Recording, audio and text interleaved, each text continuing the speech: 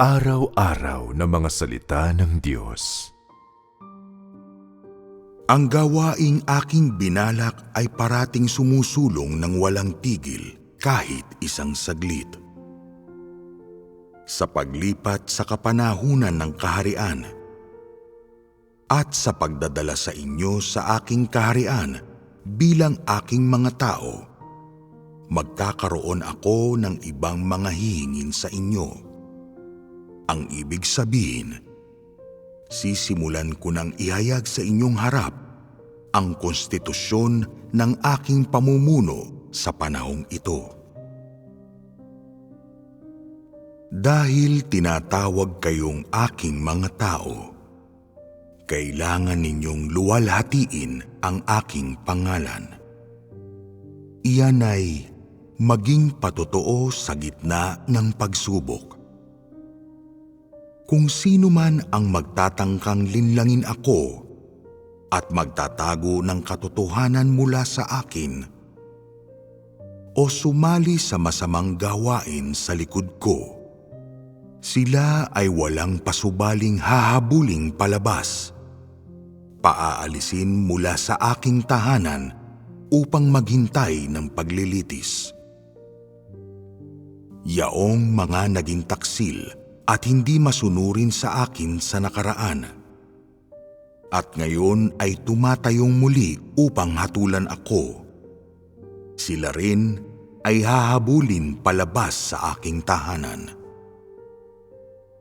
Yaong aking mga tao ay dapat palaging nagmamalasakit para sa aking mga pasanin at naghahangad din na malaman ang aking mga salita.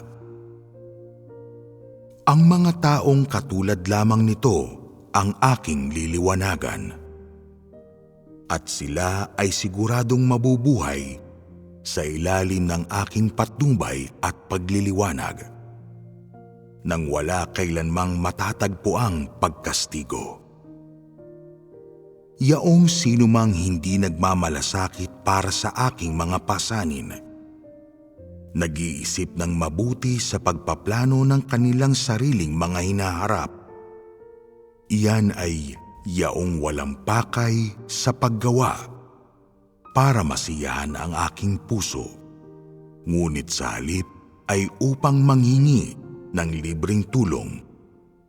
Ang mga tila pulubing nilalang na ito ay walang pasubaling tatanggihan kong gamitin. Dahil nang sandaling sila ay isinilang, wala silang alam kung ano ang kahulugan ng pagmamalasakit sa aking mga pasanin. Sila ang mga taong walang matinong pag-iisip. Ang mga taong tulad nito ay may sakit na malnutrisyon sa utak at kailangang umuwi para sa ilang pagkain. Wala akong kapakinabangan sa mga taong katulad nito. Sa aking mga tao, ang bawat isa ay kinakailangang magpalagay na ang pagkilala sa akin ay isang obligadong tungkuling tutuparin hanggang sa katapusan.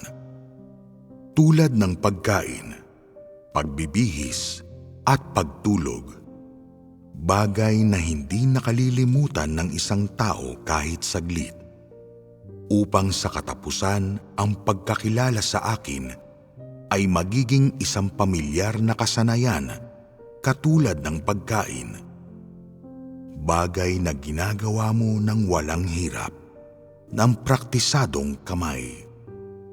Tungkol naman sa mga salitang aking sinasabi, bawat isa nito ay dapat tanggapin ng may sukdulang katiyakan at ganap na unawain.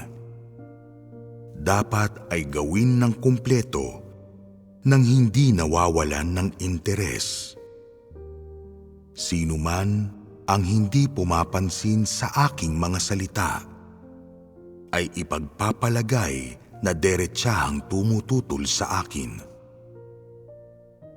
Sino man ang hindi kumakain sa aking mga salita o hindi naghahangad na malaman ang mga ito ay ipagpapalagay na hindi ako binibigyang pansin at deretsahang wawalisin palabas ng pinto ng aking tahanan.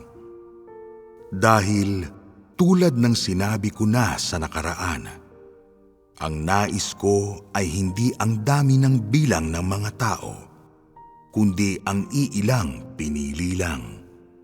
Mula sa 100 katao, kung iisa lamang ang nakakikilala sa akin sa pamamagitan ng aking mga salita, kung gayon ay maluwag sa kalooban ko ang itapon ang natitirang iba upang ituon ang pagliliwanag at pag-iilaw sa nag-iisang ito. Mula dito ay makikita ninyo, hindi talagang totoo na sa malaking bilang lamang ako maihahayag ang isabuhay ako. Ang aking gusto ay trigo, kahit na ang pinakaubod ay hindi puno, at hindi mga tara, kahit na ang pinakaubod ay halos puno na para makatawag pansin. Tungkol naman sa mga hindi nagsaalang-alang sa paghahanap, kundi sa halip ay kumikilos ng pabaya, dapat na sila ay umalis ng kusa. Ayaw ko na silang makitang muli. Baka patuloy silang magbigay ng kahihiyan sa aking pangalan.